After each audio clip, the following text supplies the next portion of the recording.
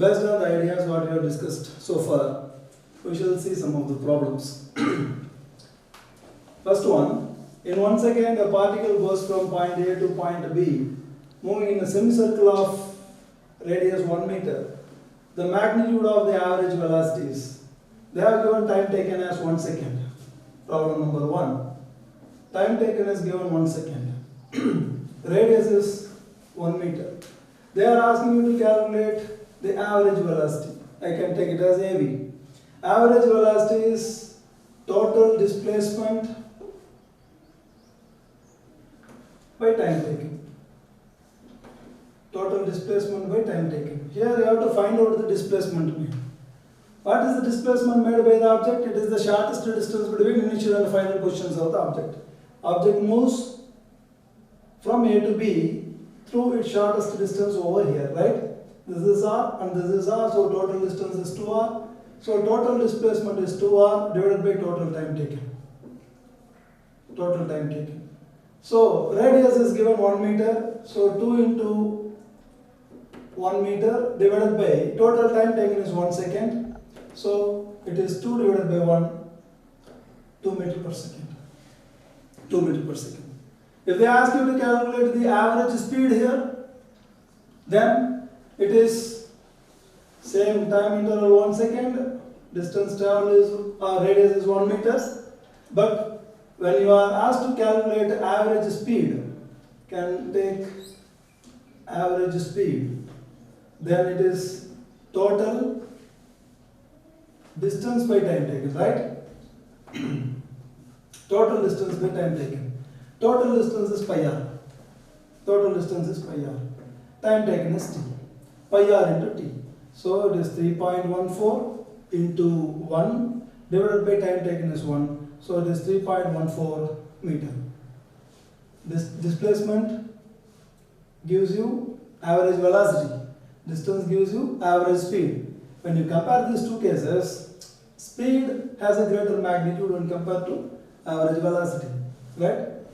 In this particular case, average displacement has a lesser magnitude when compared to distance traveled. We saw that earlier, right? This is the first one. Second question is, the ratio of numerical value of average velocity and average speed of a body is always. They are asking you to calculate the ratio of average velocity to average speed. Average velocity to average speed. Average velocity is from the same statement. We can write average displacement by time divided by average distance by time. Time goes off. Average displacement is always less than or equal to average distance. So this ratio will be less than or equal to 1. So second option, unity or less. For the first one, the answer is 2 meter per second. You should not confuse yourself for the first question.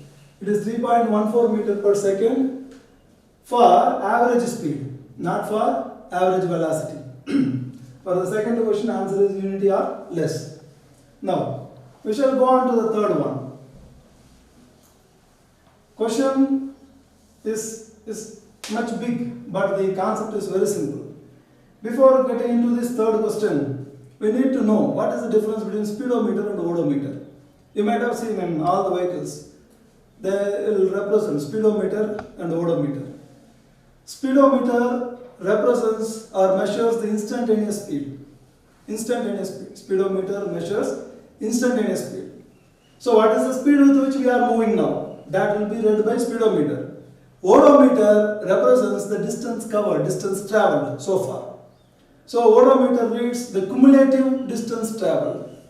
Speedometer reads the instantaneous value of distance traveled. Right?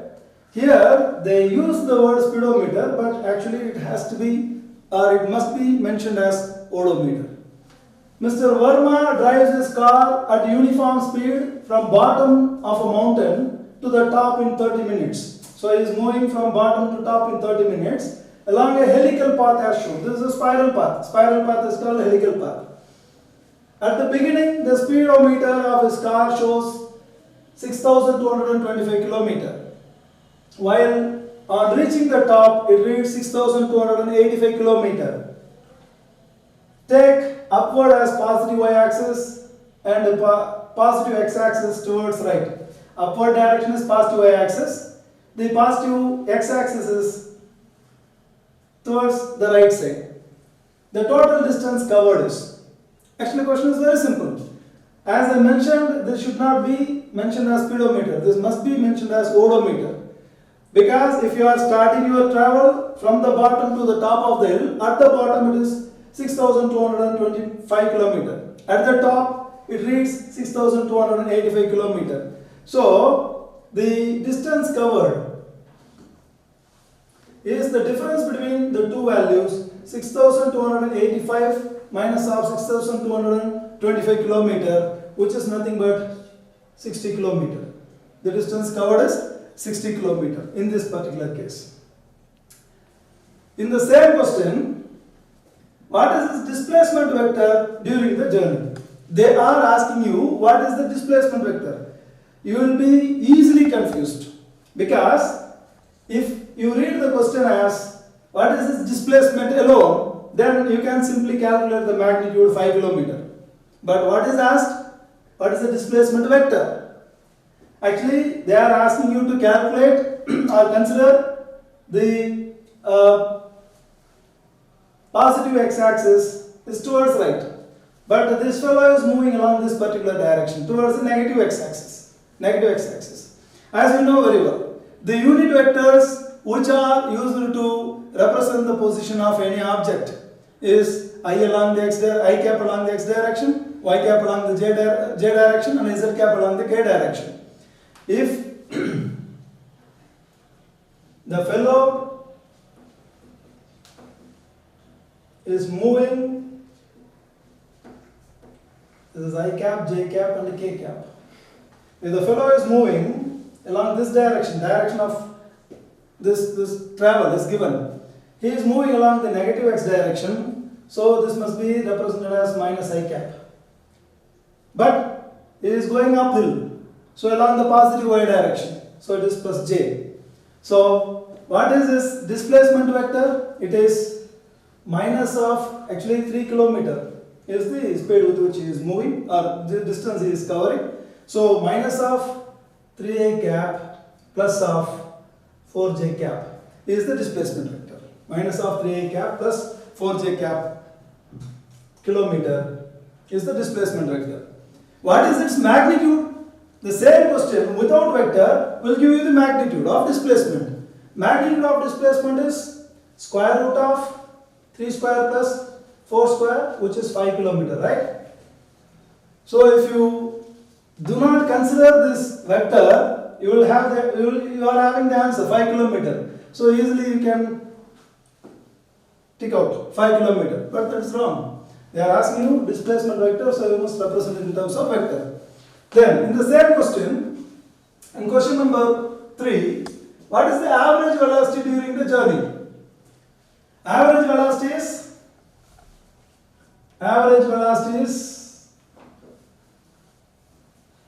average displacement or total displacement by total time, right? Total displacement by total time.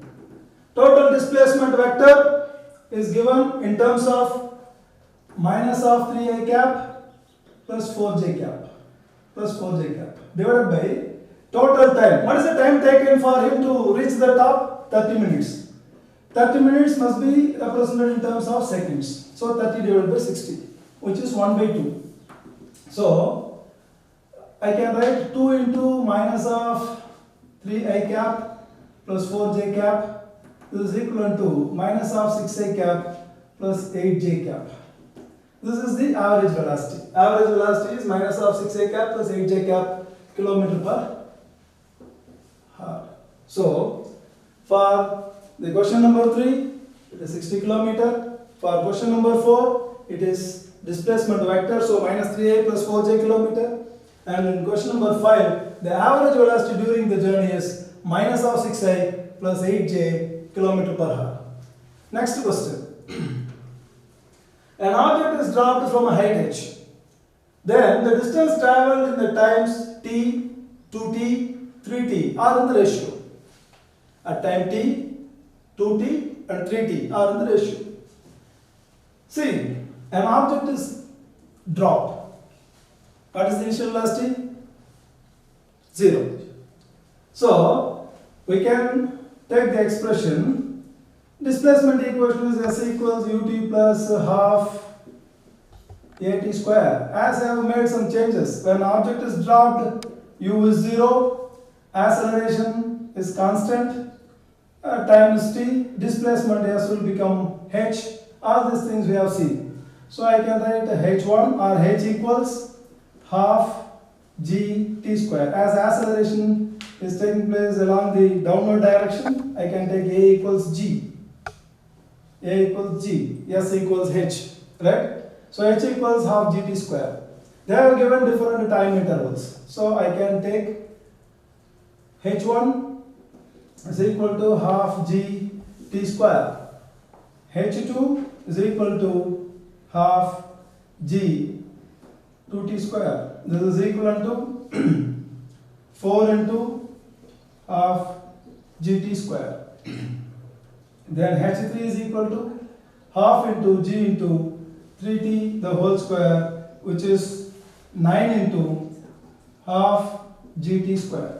If you take the ratio h1 is 2, h2 is 2, h3, this is equivalent to half gt square is to 4 into half gt square is to 9 into half gt square. This half gt square gets cancels out. So 1 is to 4 is to 9 is the ratio of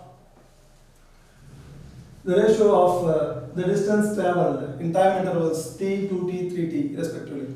So answer is 1 is to 4 is to 9. Question number 7. A body is dropped from the height h. It's dropped from the height h.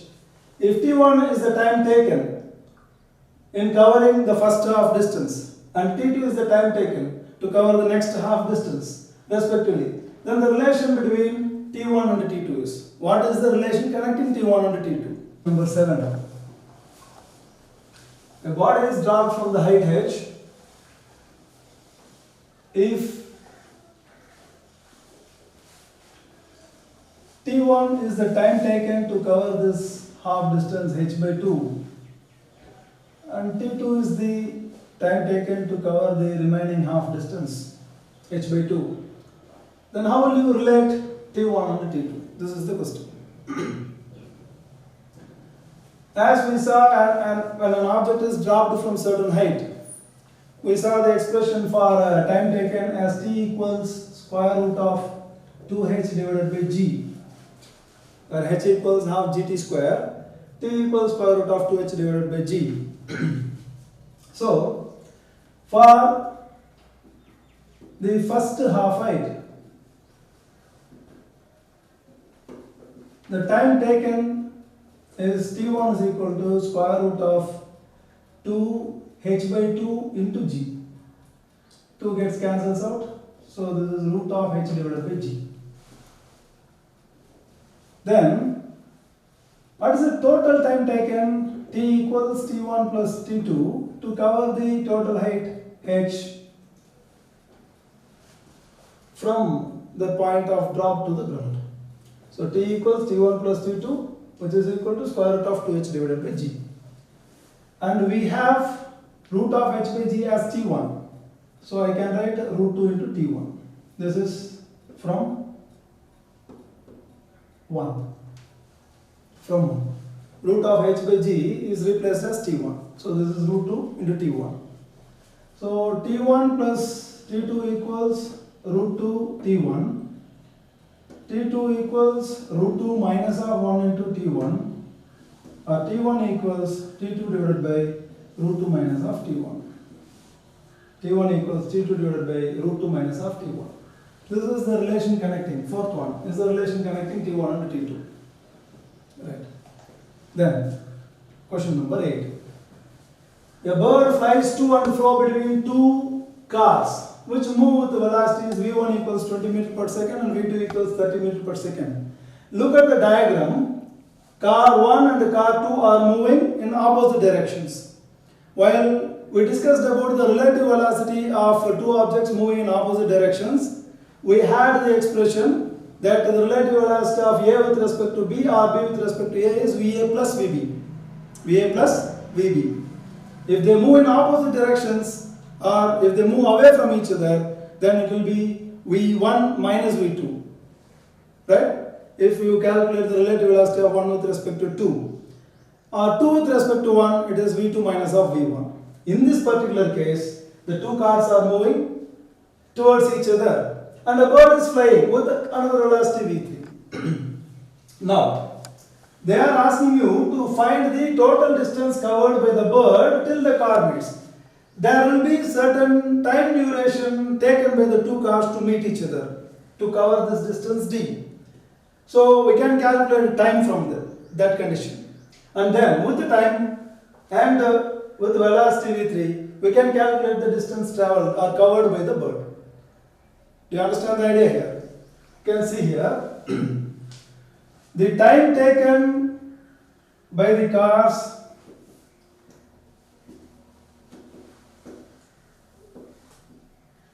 to meet each other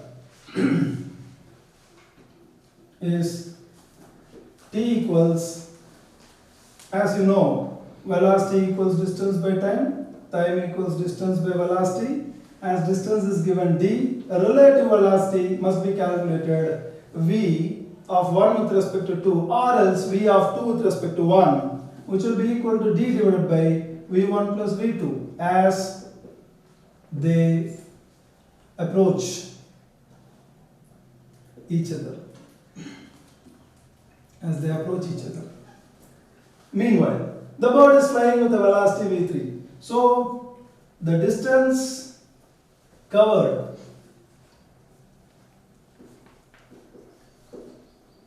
by the bird is velocity multiplied by time. Because they are asking you the question, it takes some time t for the cars to meet each other.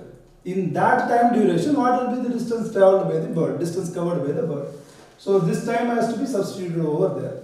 So distance covered ST equals or S equals V3 into T. T is nothing but D divided by V1 plus V2. As V3 is given 10 meter per second. Distance traveled is 2 kilometer divided by V1 is 20 meter per second and V2 is 30 meter per second. So it is 20 divided by 50 kilometer. It is 2 by 5. Right? Or else I can write 2000 meter divided by 5. So if you cancel out, this will give you 400 meter. So the bird flies or covers the distance of 400 meter in this time duration. It takes 1 minute for the passenger standing on an escalator to reach the top. If the escalator does not move, it takes him 3 minutes to walk up the stairs.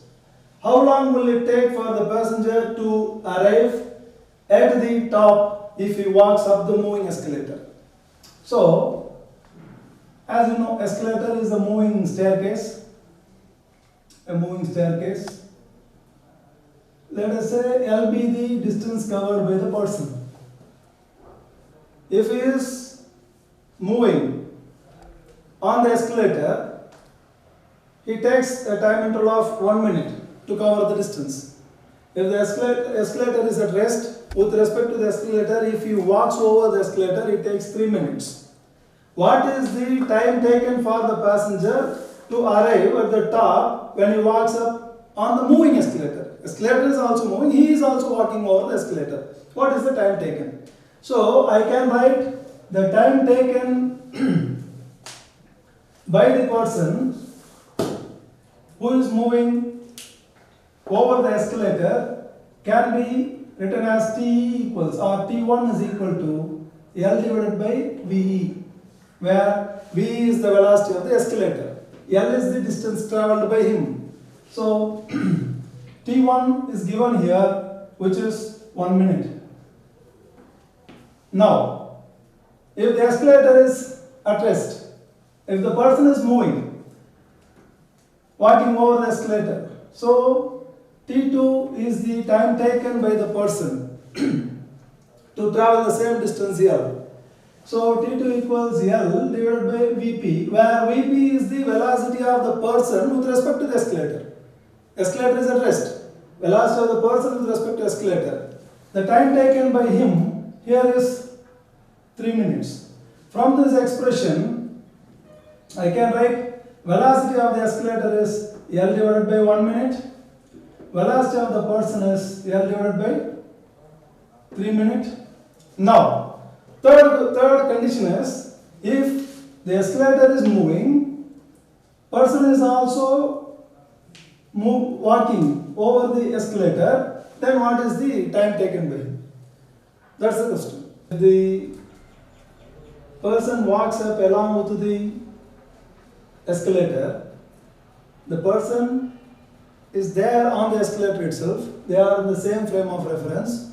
So we can say T3 equals L divided by the velocity of the person plus velocity of the escalator, because escalator is moving on which he is also climbing up the stairs on the escalator. So we can write L divided by Vp is L divided by 3 and V is L divided by 1. So we can write L divided by L into 1 by 3 plus 1. This gets cancelled out. So 1 divided by 4 by 3, which is 3 by 4. 3 by 4 is 3 by 4 minutes. 3 by 4 minutes is nothing but 3 into 60 divided by 4 second, which is 45 seconds. 45 seconds. So second option, 45 seconds. Right. You should not confuse yourself here with the relative velocity what we discussed there. Here, these two objects are different frames of references. Here, this person is climbing on the staircase, so we have to sum up the velocities. Velocity of the escalator plus velocity of the person. Right? Whenever you are dealing with the relative velocities, you must be very careful. Otherwise, mistakes will be easy.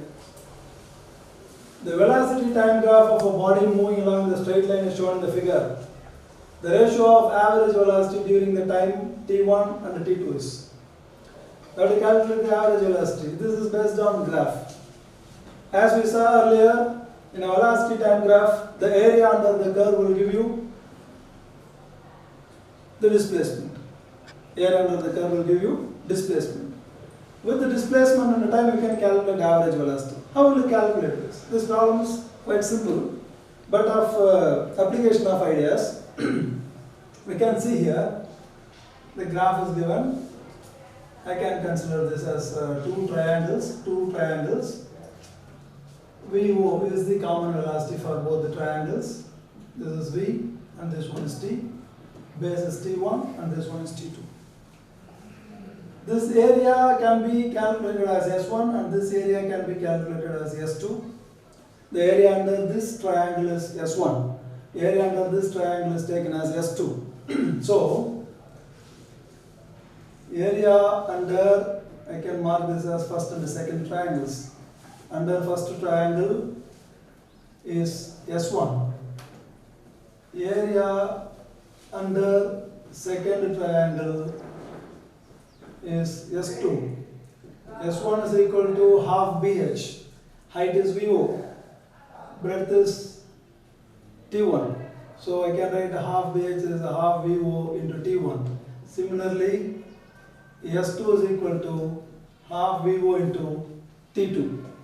Now to calculate the average velocities, V average 1 divided by V average 2. This is what is asked. The ratio of average velocities during time interval T1 and T2. This is equal to displacement divided by time. S1 by T1 is for VAV1 and S2 divided by T2 is for VAV2. S1 is calculated as half VO T1 divided by T1 into T2 divided by S2 is half VO T2. If this gets cancels out and that term goes off, then this will be equal to 1. So the ratio of average velocities is equal to 1:1. So first option. First option. So the ratio is 1:1. Then the next question, question number 11. The velocity time graph of a body is given below. Find the average velocity from t equals 0 to t equals 40 seconds. They are asking you to calculate the average velocity from t equals 0 to t equals 40 seconds. So up to this. You should not go beyond that. Up to 40 seconds, if you just look at the case, this is a velocity time graph. Once again, the area under the curve will give you the displacement. Area under the curve will give you displacement. They are asking you to find out the average velocity. You calculate the average velocity here. First you calculate the displacement. Then total displacement by total time will give you the average velocity. Now, how many shapes are available in this particular graph? One is a triangle. Another one is a rectangle. Another one is a trapezium. Right? If you sum up all these three areas, you will get total displacement. If you divide it by total time, you will get average velocity. Let's solve this one. The total area under the curve is equal to area of triangle plus area of rectangle plus area of trapezium. Area of the triangle is a half pH. Area of the rectangle is L into B. Area of the trapezium is half H into A plus B. This will give you the total displacement, or this total area under the curve will give you total displacement. So I can get total displacement by summing up all the areas. So half of breadth is 20 minus of 0 into height is 20 plus length is 20 multiplied by breadth is 30 minus of 20 plus half into h is this one, 30 minus 40.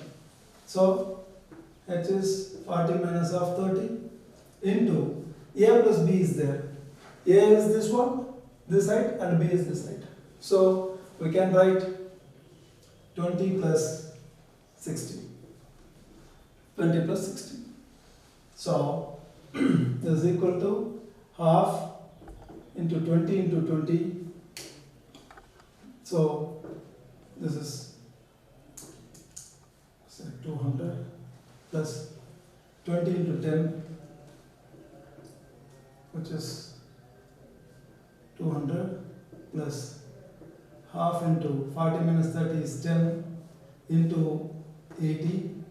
So 5 into 80, 400.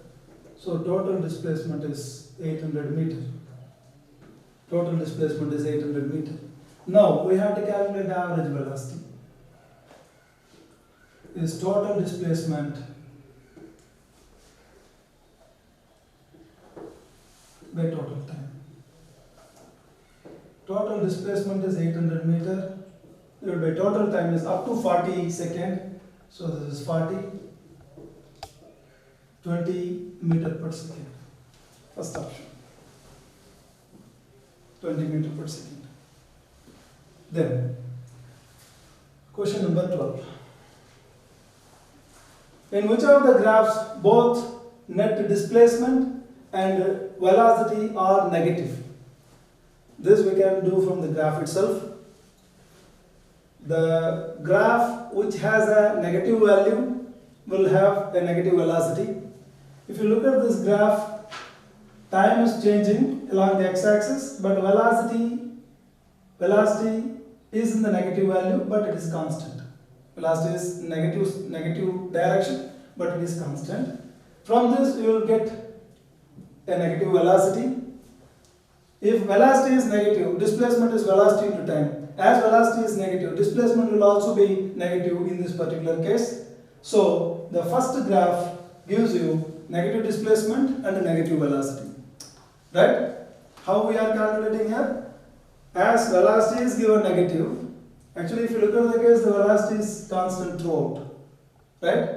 So this is uniform velocity in the negative direction. So velocity is negative.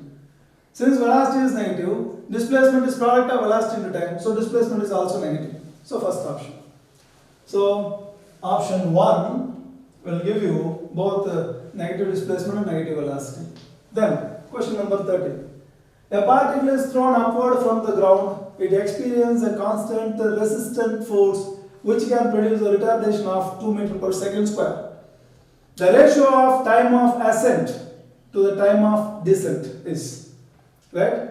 Time of ascent is the movement in the upward direction. Time of descent is the time taken for its fall. So, a particle is thrown upward from the ground. Question number 30. A particle is thrown upward from the ground. It moves up and it descends. Up to this particular height, the time taken is time of ascent. From this height to ground, this is time of descent. They are asking you to calculate the ratio of time of ascent to time of descent. This is what is asked. This is the height up to which the object is moving from the ground. Right? From the equations of motion, when the object is thrown vertically upwards, generally used to write h equals half gt square. H equals half gt square. But in this particular case, air resistance comes into play. Air resistance comes into play.